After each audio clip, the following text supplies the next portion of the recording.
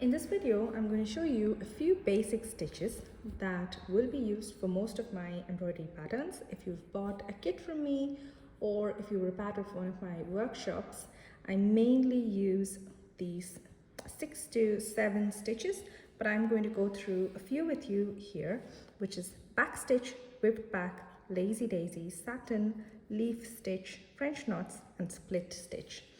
These stitches, or even 2 or 3 of these stitches, are more than enough for you to complete any embroidery project. Okay, so for back stitch, as the name suggests, it's a stitch that goes backwards. So you start from point A and you get to point B. So that's one step. Now you're going one step forward, and similarly you come back through the fabric one step forward and then go a step backward to the same point where you had finished your previous stitch. One step forward and one step backward, forward and backward.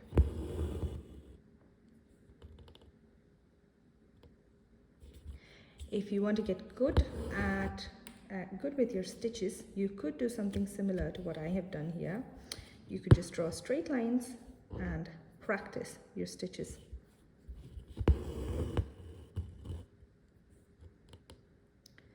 If you're using back stitch on a curved line, then you might want to use small stitches. But if you're using it on a straight line like this, you could use, or you could leave much wider space between your stitches. Now for whipped back stitch, it's very similar to back stitch as the name suggests, but you're going to be going around with the thread around the back stitch. You're basically going to be wrapping each back stitch. And I'm going to show you what that means. So back stitch,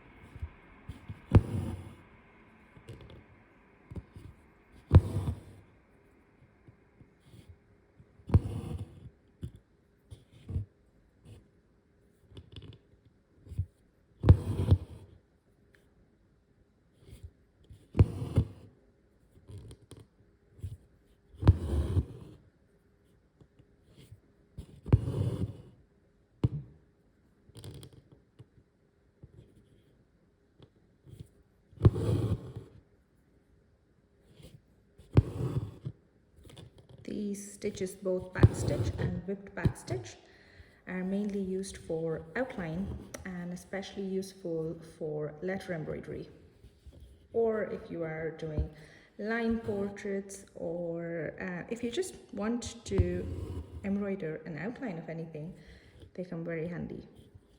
Now I have my back stitch complete here.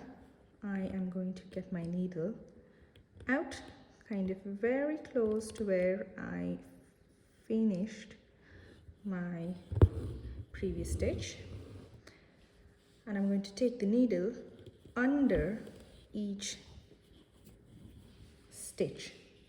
So essentially what I'm doing is I'm wrapping the thread over each stitch. At no point until I complete or until I run out of thread, I'm going to take my needle through the fabric. I'm going to stay on top of the fabric and just go under and over each stitch.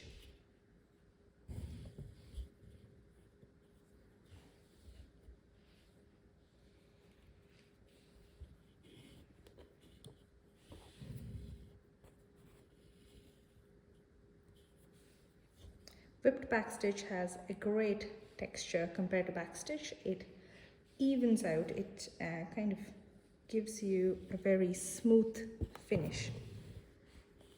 But not every pattern calls for whipped backstitch, so you don't have to use it all the time. Backstitch is plenty majority of the times. There you go. So you can see the kind of difference in texture of backstitch and whipped backstitch. Now for Lazy Daisy, this is a fun stitch. For the stem, you could use a stem stitch, you could use backstitch, you could use whipped backstitch, whatever you prefer. I'm just going to go with backstitch so you're able to see one more time how this is done.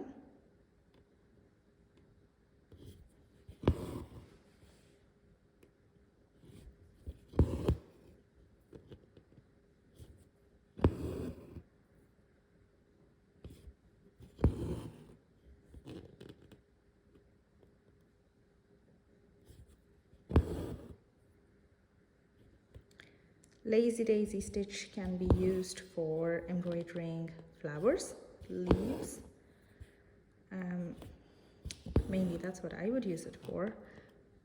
But if you have a teardrop pattern or a teardrop shape anywhere, you could use this stitch. Okay. For Lazy Daisy, what you're doing with this stitch is you're creating a loop and you're securing a loop on top of the fabric. Okay, so you have your needle out through the fabric, and with your left hand, because my strong hand is right hand and I embroider with my right hand, so with my left hand I'm holding the thread and I'm going to take my needle back to exactly where I brought my needle out from. By doing this, I'm creating a loop, as you can see. I'm going to hold on to this loop because I don't want to lose it. This is what is going to give me the stitch. And at the tip of the leaf now, I'm going to bring my needle back up and I'll put this loop over the needle and I have my stitch. So I'm not going to pull very tightly over this because I don't want my Lazy Daisy stitch to look like a back stitch. And now I've secured it. Bring the needle out through the fabric at one point, hold the thread with your left hand and push the needle through the fabric again from the same point where you brought it out and hold on to the loop. Now bring your needle out at the tip of the leaf and put the loop over your needle. There you have it. And now to secure it, you just have to take your needle out through the fabric very close to where the tip of your leaf is.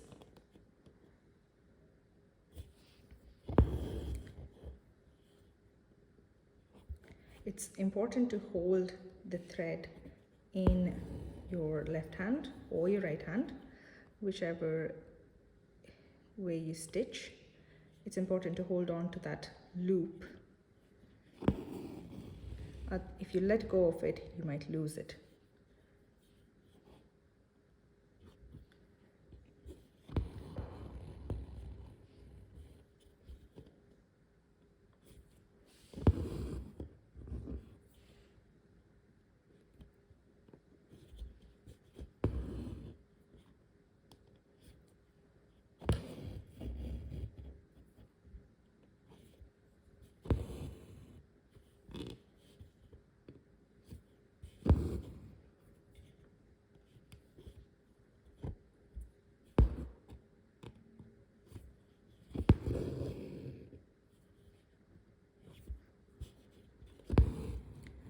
That's Lazy Daisy.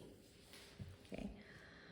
Now I'm going to show you satin stitch, which is super fun, very easy. What you need to remember is with satin stitch, you start at a point and you end at a point. So if this is your point A, this is your point B.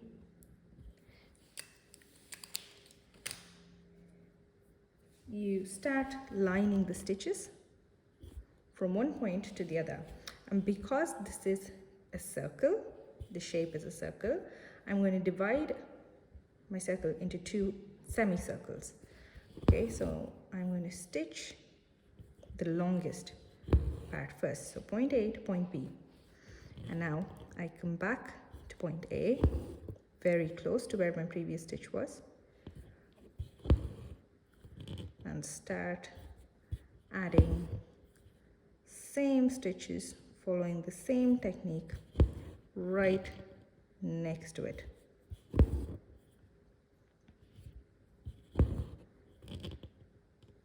So satin stitch is a filling stitch. You can use this for floral embroidery. You can use this for literally any type of embroidery to fill in shapes.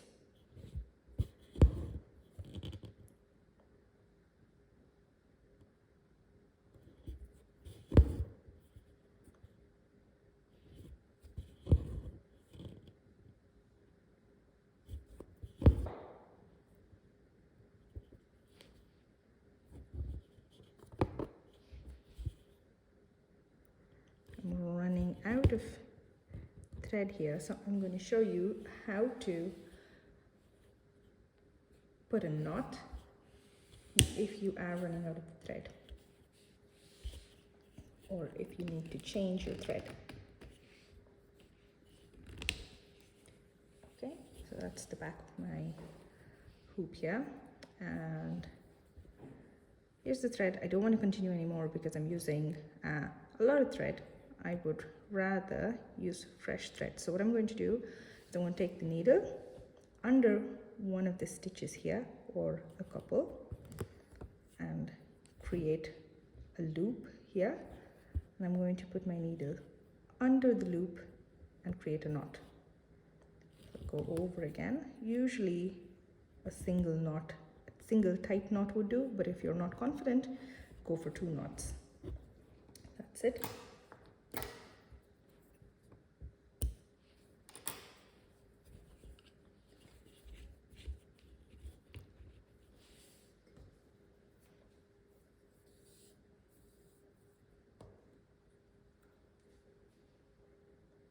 I'm just adding in new thread, and now to tie a knot at the end of your thread, you just have to create a loop. So there's your long side of the thread, and that's the farthest end of the thread.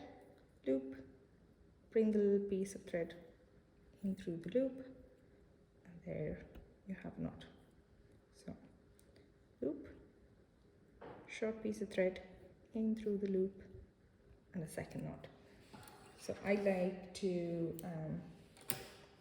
do a double knot just so I know I don't pull hard on the fabric and bring the thread out.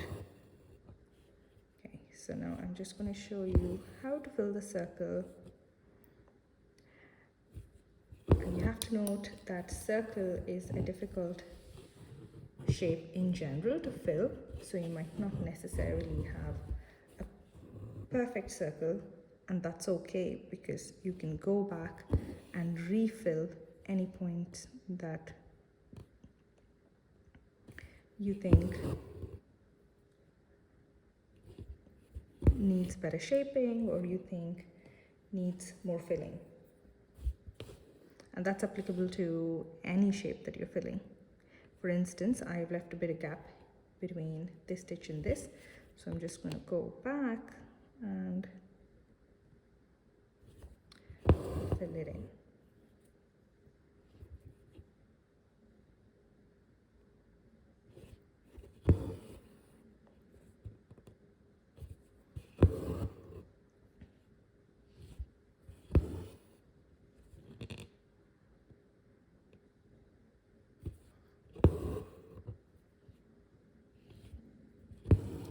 That's it. So that's satin stitch.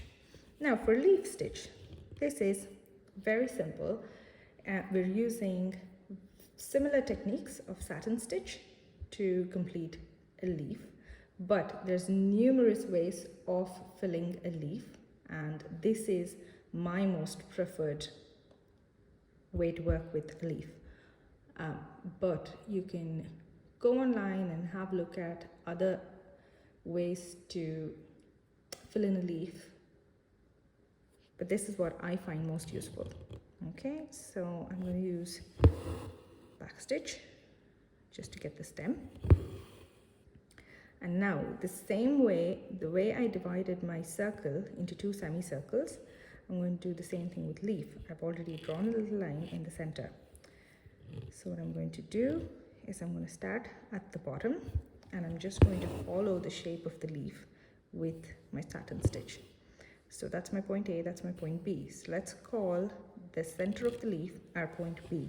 So my aim here is to start at the outline of the leaf and come back to the center of the leaf. So my point A is the outer line of the leaf, and my point B is the center of the leaf. I'm just going to follow the shape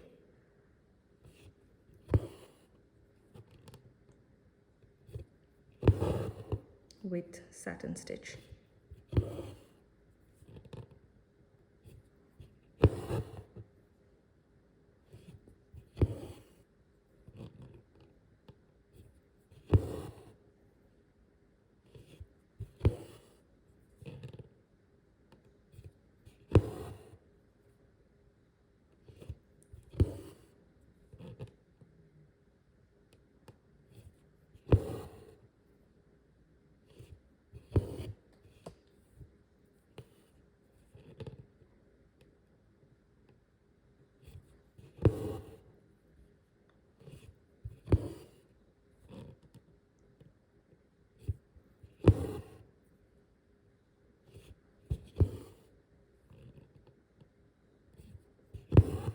Again, what I mentioned with satin stitch holds good for this as well. If you feel like you've left a bit of gap anywhere, or if you feel that your stitch isn't right, or you feel like you have to redo it, you can just go over the stitch. So you don't have to remove anything, you don't have to cut anything, you just stitch over it. For example, I feel like there's a bit of gap there. I'm just going to go in between these 2 stitches and go over them.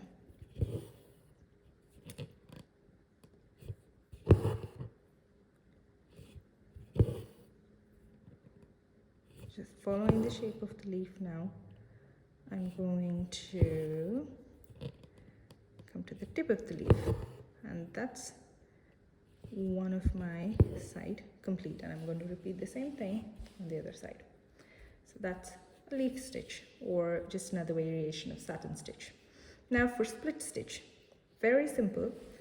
Again, back stitch is really the basis for back, whipped back and split stitch. So if you get a hang of how to work with back stitch, other stitches are going to be easy. And the same way, if you get a hang of how to work with satin stitch, any other filling stitch is easy. So for split stitch, you start the same way as back stitch. 1 step forward. Now in back stitch, you're going 1 full step forward, but here I'm going half a step forward, right? And coming back and splitting the previous stitch, literally splitting it. I'm putting my needle in between the 3 strands of thread I have here. So it's better if you have even number of threads for this. So if you have 4 strands or 6 strands, now 6 I don't advise, but if you have 4 strands of thread, this is great. Same way. Instead of going a full step forward, I'm just going to go half a step forward and split the previous stitch.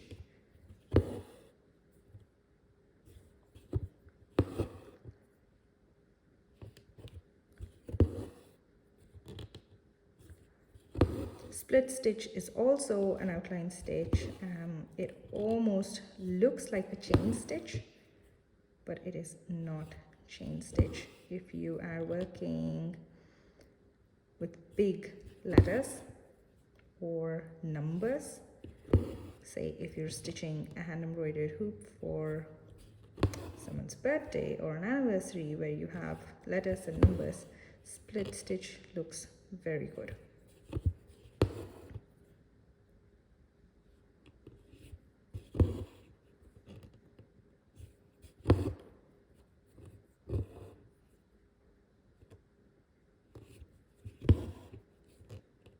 You can also use split stitch for filling because it is slightly thicker than back stitch. As you can see. So that's back stitch and that's split stitch, and you can see the difference in texture.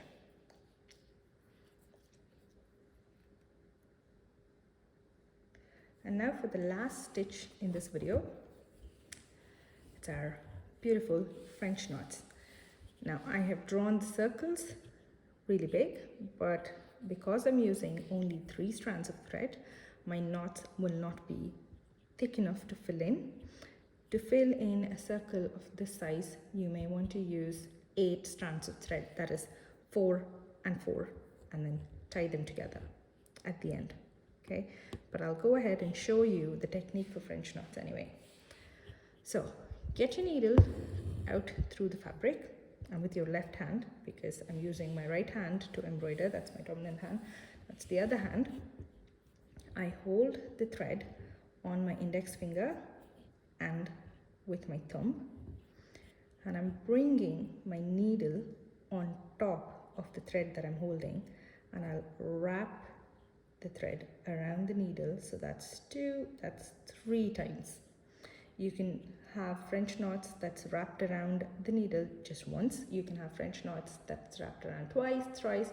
Now, the more you wrap the thread around the needle, you're making your French knot thicker, so it's a better texture. But sometimes you don't want thick French knots. It's completely dependent on the pattern and your own preference.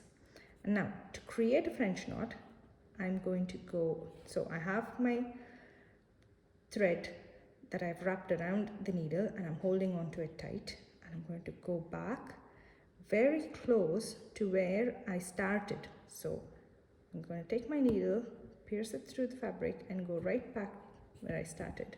So you see that there's a knot created here. So I'm not letting go of the thread from my left hand. I'm still holding it tight, and I'm going to hold on to it until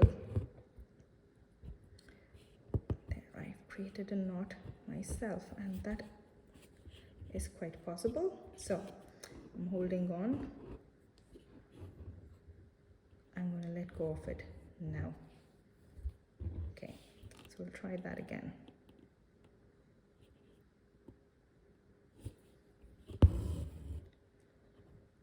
Don't worry like what happened with the French knot here. If you feel that your thread is getting stuck, just loosen it and the knot will release on its own. Okay, so I'm holding the thread with my left hand and I'm bringing my needle over the thread and wrap it 1, 2, 3 times, and then take my needle right back to where I got my thread out from. So I've created a knot already on the needle that you can see, and I'm going to push my needle through, and I'm not going to let go of this until now. Okay, 1, 2, 3, right back in.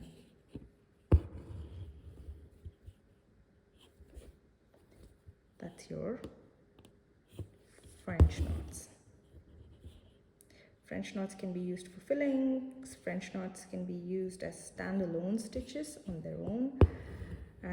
French knot, it's very fun once you have figured out the technique. It might seem a bit overwhelming in the beginning, but you have to work with both your hands while you're creating a French knot.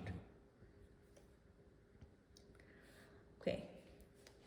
If you have any questions, you can reach me on Instagram. I'll be more than happy to help. So it's heaps_off_hoops on Instagram. Thank you.